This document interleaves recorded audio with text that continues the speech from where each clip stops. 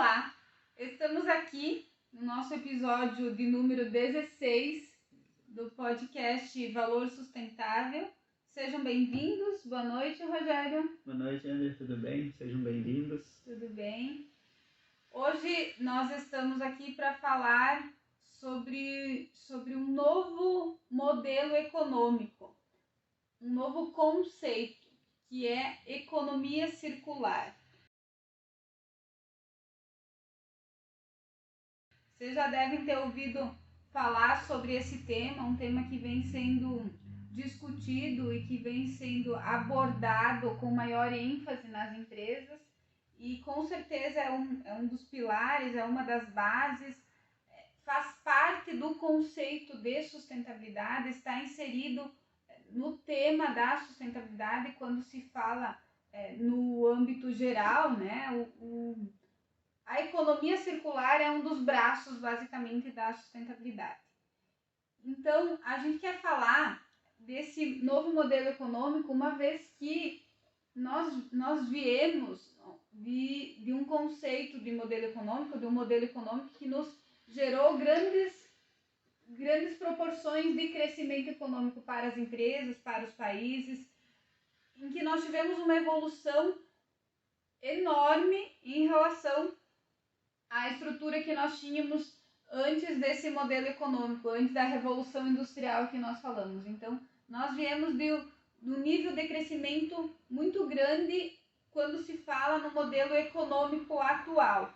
Porém, alguns aumentos, algumas variações significativas, sejam elas de preços, sejam elas alguns alertas em relação às questões ambientais, às questões sociais, evidenciaram uma certa volatilidade desse modelo econômico e estão alertando líderes, governos, instituições para a necessidade de se olhar para o modelo econômico em que os materiais, em que os recursos se mantêm por muito mais tempo no ciclo de vida do produto, do item, né? Em que se construa uma economia basicamente regenerativa.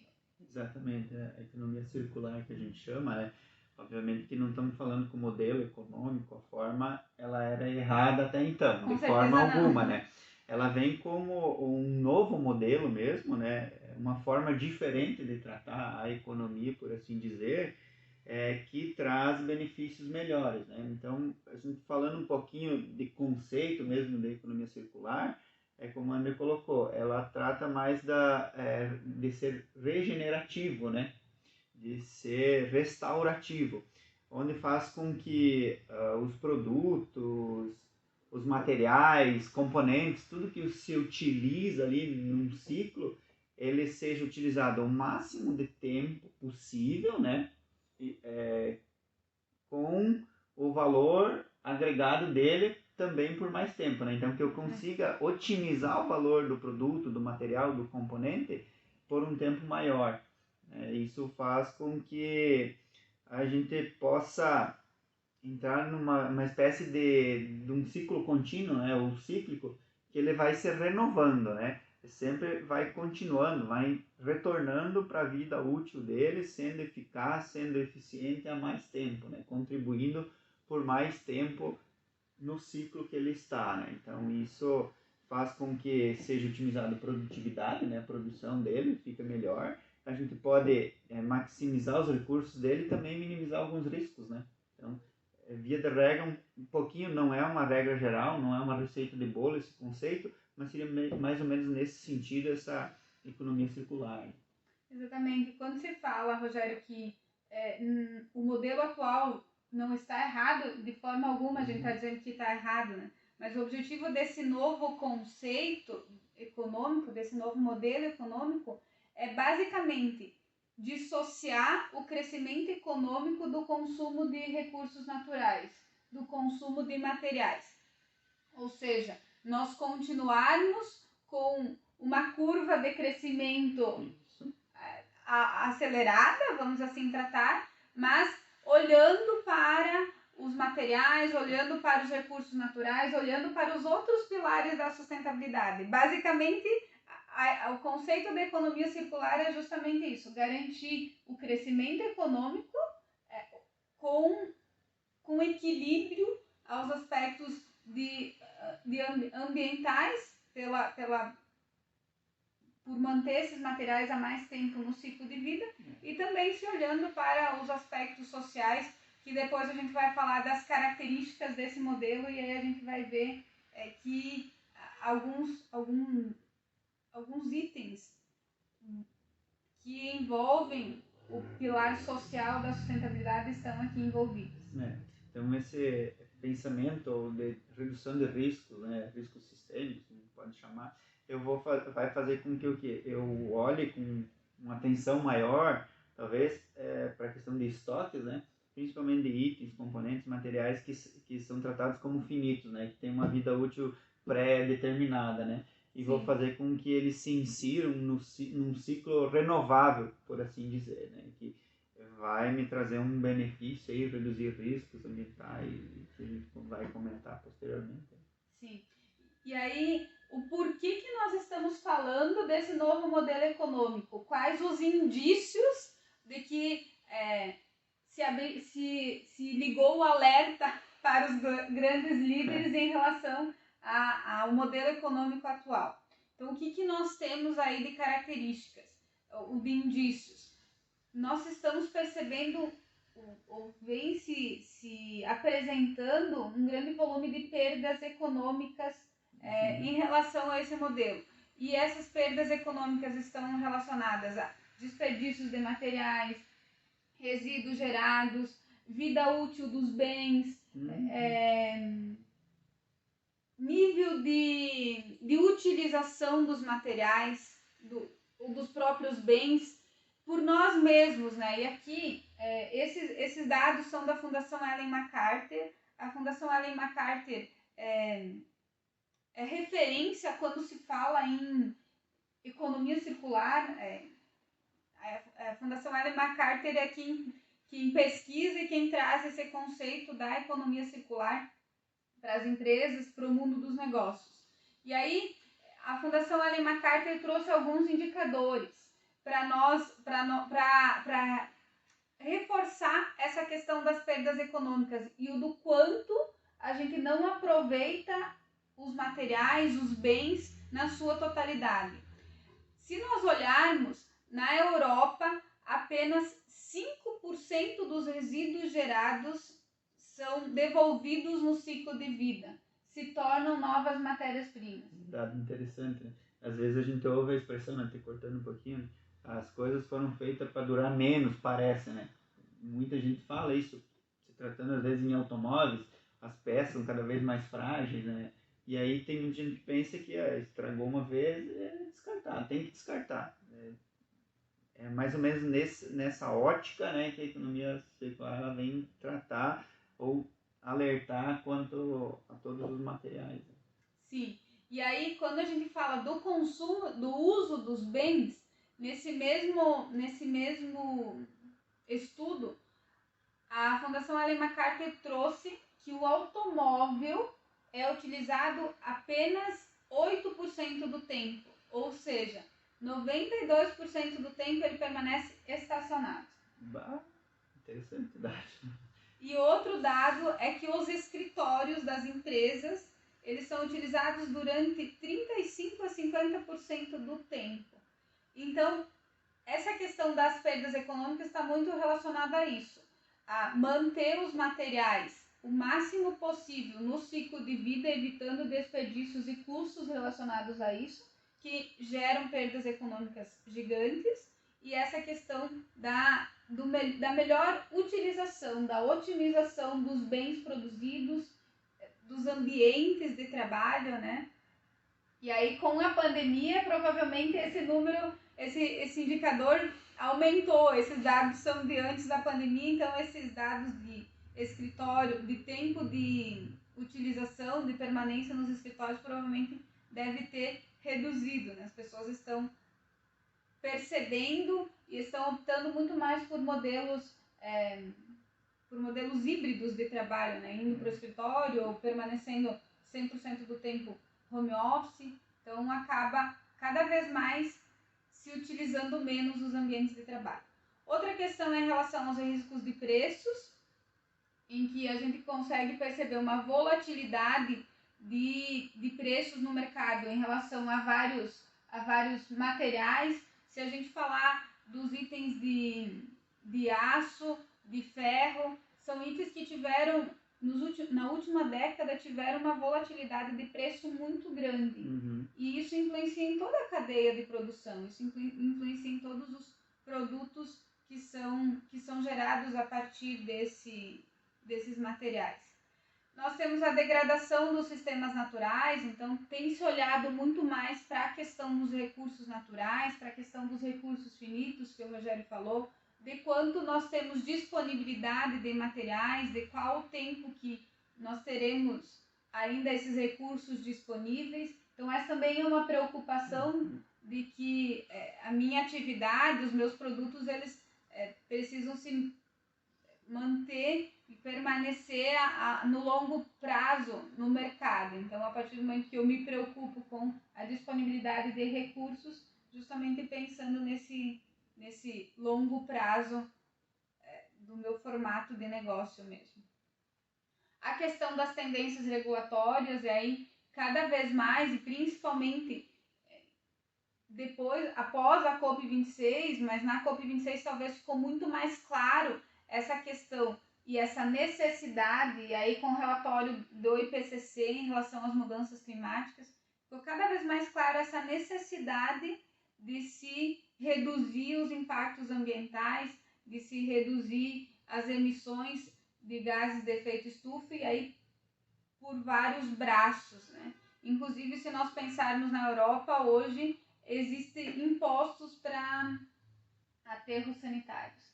Então, além da regulamentação da lei que rege como as empresas devem trabalhar, ainda tem esse custo financeiro para adequar certas atividades.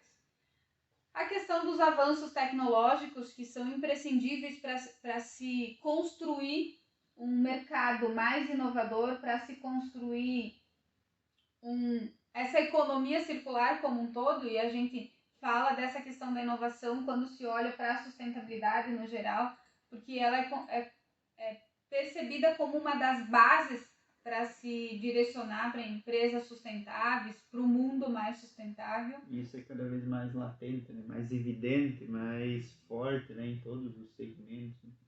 Sim, se percebe. Com certeza.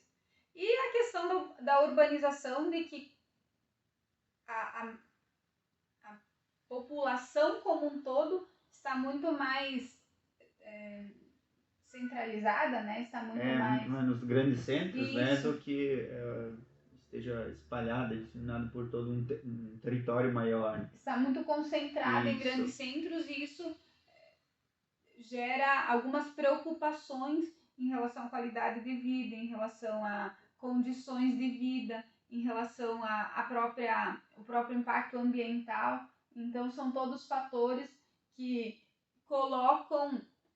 oferecem subsídios para se colocar, para se acender esse alerta em relação aos governos, em relação aos grandes líderes e às grandes corporações, aos líderes de todas as empresas, né? Atrelados ao impacto que isso vai gerar no próprio negócio. Exatamente, né? Quanto maior a concentração num território, num universo menor, né? Maior vai ser o impacto.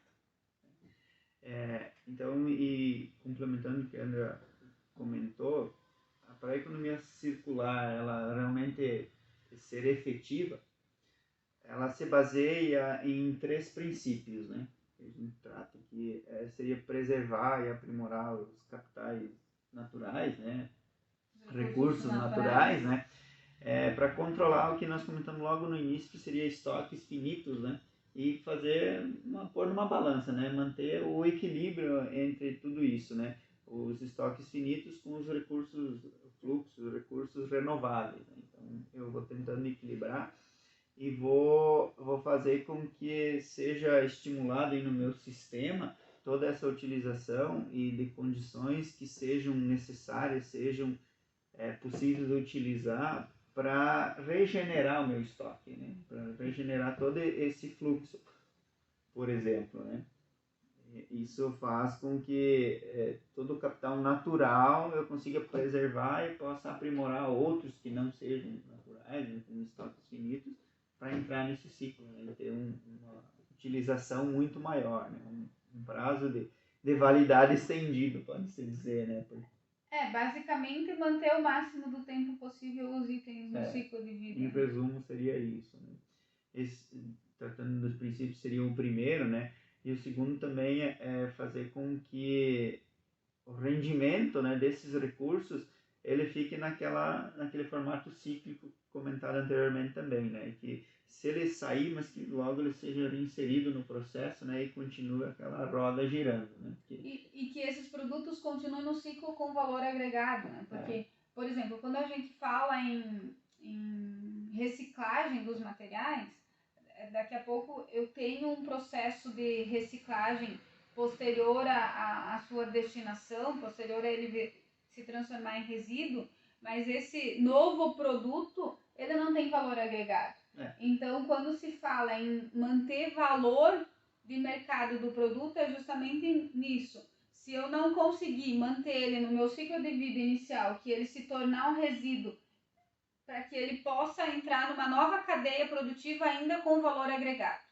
Que ele seja reinserido, né, na cadeia ali de suprimento, que circule ainda na economia com valor agregado. Não adianta eu reinserir ele num novo produto ou num processo se ele não vai agregar valor, não vai conseguir gerar fluxo na economia, né? E um terceiro princípio, então, seria a efetividade dos sistemas, né? Que eu faço com que possa observar essas novas possibilidades e também que eu retire aquelas que não são vistas como boas, né? Ou como um risco do processo, desde o início, né? Ele comentou agora, se um produto ele não vai agregar valor no novo ciclo, não tem porque às vezes eu ficar insistindo nessa questão também, né? A questão da redução de impactos em todo o ciclo produtivo, em todo o ciclo do produto. Que daí eu vou evitar outros danos, outros efeitos negativos que ele tenha, né? Então, isso é interessante. E não só na economia, né? Isso a gente fala nos fatores ambientais também, né? Na terra, no solo, no ar, na água, tudo poluição e outros fatores, né?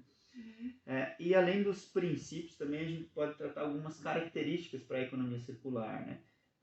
Que daí, assim, embora a gente já comentou um pouquinho no princípio, o que não serve, as perdas, é que eu retiro do processo, né? Não fique tentando inserir ela numa economia circular, se não tem como, né? Se ela não cabe ali.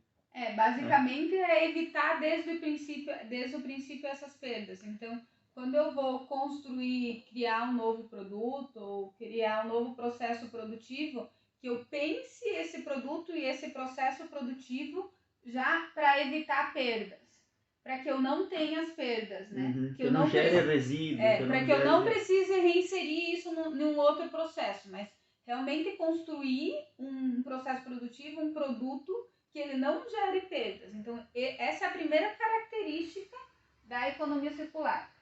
Não gerar perdas. Também simples, né? Não gera perda. Então, também, muito se utiliza um ditado que a união faz a força, então a diversidade também gera força aí na economia circular, né? Faz com que ela se fortaleça, independente do sistema, da diversidade que ela esteja, né? Isso é importante. E é um ponto que se percebe, às vezes, em pequenos negócios ou de porte menor, né? Nos próprios grandes negócios se olha muito para a diversidade, porque existem indicadores que demonstram a questão da inovação, que a diversidade fomenta essa questão da inovação, que vai gerar maior produtividade, que vai gerar maior eficiência, que vai trazer novas ideias para o negócio. Então, justamente por isso do ditado, a diversidade traz a força. Traz a força, isso aí. Então, além disso, tem também uma característica de fontes renováveis que fazem com que a economia vá à frente, que ela gire, que ela continue, né? Então, que isso realmente sirva para inserir na economia que ela realmente seja circular e renovável. É que Porque- se opte por materiais que são renováveis, né? Que são fontes que são renováveis, substituindo materiais finitos aí. Isso aí, dos estoques finitos, que a gente transforma isso em renovável. Aí, essas primeiras 3 características, né, que a gente já tinha trazido, mas reforçando novamente, né, essa questão das perdas,